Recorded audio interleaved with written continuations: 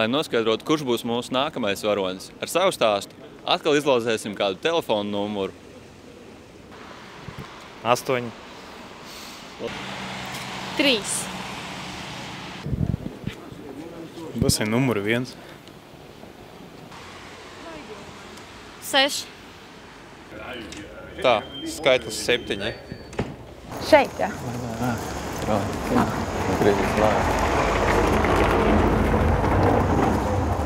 Sveiki! Mēs laikam pie jums. Labadiena! Elita. Una. Prieks. Mums varbūt varētu kādu kafiju sasildīties. Droši vien varētu, jā. Baltu, melnu. Jā, Baltu. Tu mūs aicināji šeit, pirmkārt. Uz šeit, lai satiktos no paša sākuma šeit. Un tu šeit strādā, tik mēs saprotam. Jā, es šeit esmu gan viesmīli, gan aiz bāra.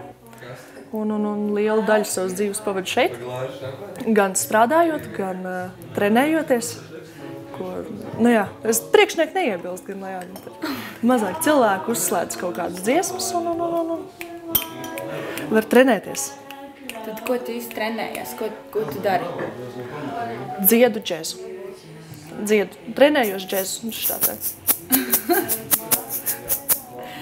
Citreiz gadās tā, ka cilvēki ieiet iekšā un es viņus neesmu pamanījis. Elita Vinvērijā strādā 3 mēnešus un ir gan bārmene, gan oficianti. Iepriekšējā darba vieta viņai bija teātra bārs Artelis, ko vēl joprojām atcerēsies ar patīkamām atmiņām. Jo gluži kā Vinvērijā, arī Artelī viņa papildus darbam varēja trenēties džezā. Mācies kaut kur, piemēram, tagad paralēli, vai ne? Nē. Es esmu no tiem protestantiem, tā var pateikt, pret tādu veidu. Es uzskatu, ka es mājās, tāpēc man ir šāds darbs, man ir stingrs režīms. Vismaz 4 stundas dienā es sēžu mācos, dziedu, pat apgūstu džezu, gan kā vēsturi, gan improvizējot kaut ko mājās, satiekoties. Ļoti forši draugi, kuri daļa no viņiem paši pasniedz skolās, un līdz ar to es no viņiem varu tur, viņi pasaka, Elita, ka tur vajag, tur kaut vai tur ritmā. Un tu man pateici, vajag olu. Es iegādāju solu, visu laiku. Augstskola, tā nekur nesāk nemaz neiestājies.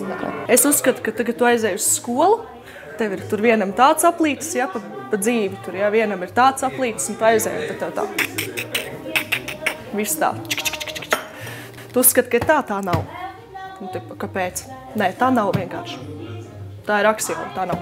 Elita iepazinās ar puisi, kurš viņu pamudināja doties labākas dzīves meklējumos uz Londonu, jo tur tika sasolītas lielas izaugsmes iespējas mūzikas sfērā. Bet dzīve Anglijā nebija viegla, pa dienu viņa strādāja kādā firmā par sekretāri un vakarā atgriezās mājās. Dzīvoju skvotā.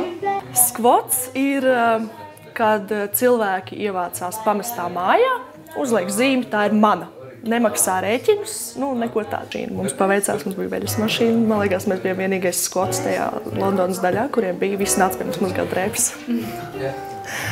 Strādāju par sekretāri, ja tā var teikt. Diezgan forši.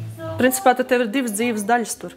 Kad viens ir, kad tu saģērbies smuki, uzliec make-upu, ja, sarkanas lūpas, sataisies augstiem papiežiem, aizies uz darbu, nosēdies pie savu datoru un viss tur augstās klases angļu valoda. Un tad tev ir tā daļa, ka tu aizēji mājās, un tur ir pilnīgi, tur ir studenti, tur ir pilnīgi, tur miskasti, tur ir tāds, un tur tusiņš tāds, tur viens mācās saksofonu, jā, tur bērni skraida, tad tur viens pasaka, es iešu skipā. Skips ir, ka tu ej uz miskasti un dabu ēdienu. Un drēbes un visādas tādas lietas. Jā, apnika atbrauc brīvdienās uz Latviju, un tu biji tāds šņuk, es gribu kotletes, es gribu kāpostus, es gribu mājas, es gribu savus draugus. Kur tu esi cēlusies no kuras vietas? Kur tu dzimtās mājas? Kur tu esi cēlusies? Jā. Skrīveri. Es saku skrīveri. Es tur neesmu gluži piedzimusi. Bet tā vieta, kur vienkārši, kur ir tāda sajūta, ka tiešām tu esi izaudzis no turienes ārā un kur tu jūties nenormāli. Tie ir skrīveri. Sunciem upīšu zēnus, kāds zina?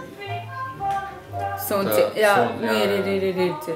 Un tad tur bija tās baltās mājas, kur bija tas laimes lācis dzīvoja, kur viss bija tīrs un balts, tad tie ir man lauks precīzi. Tās mājas aprakstīja tieši tās, jā. Wow. Skrīvere ir dzimtais novads vienam no daudzpusīgākajiem latviešu rakstniekiem, Andrejam Upītim, kuram par godu šajā novadā ir nosaukta Skrīveru vidusskola un izveidots Andreja Upīša memoriālais muzejs. Viņš ir papildinājis latviešu daļradi ar tādiem darbiem kā Zaļā zeme un Sunu ciema zēni. Elitrusēsīs mums pelmeņas, sagādājis skābas kāpostas, liepziedi tēju un ko vien vēl var vēlēties. Mēs bijām tādā darba vietā.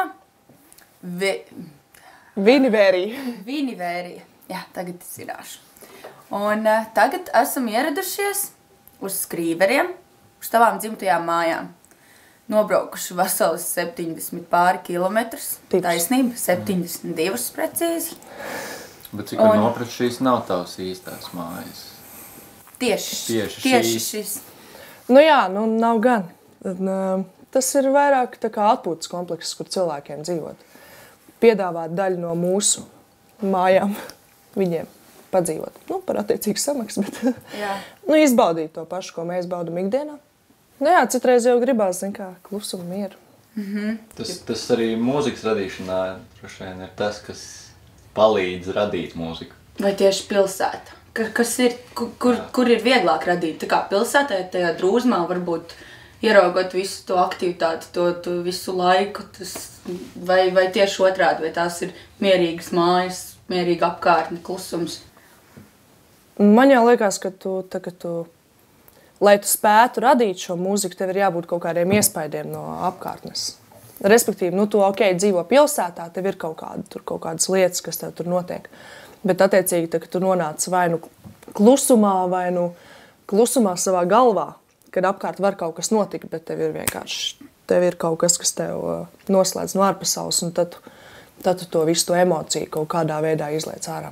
Šobrīd ir pievienojies. Jā. 4. dalībnieks. Namiņš.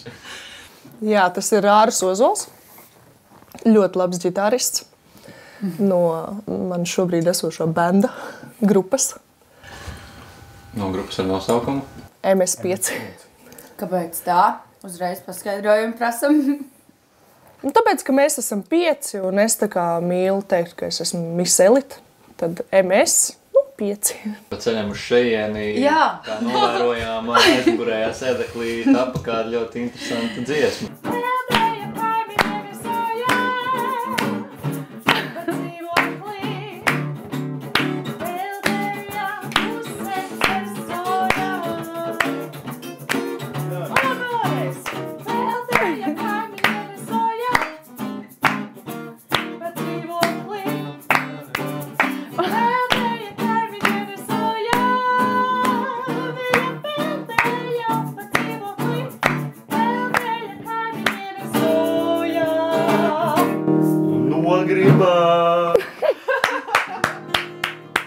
Esat radījuši kaut ko? Jūs paši radat? Jā. Un kurš to dara? Kā tas notiek?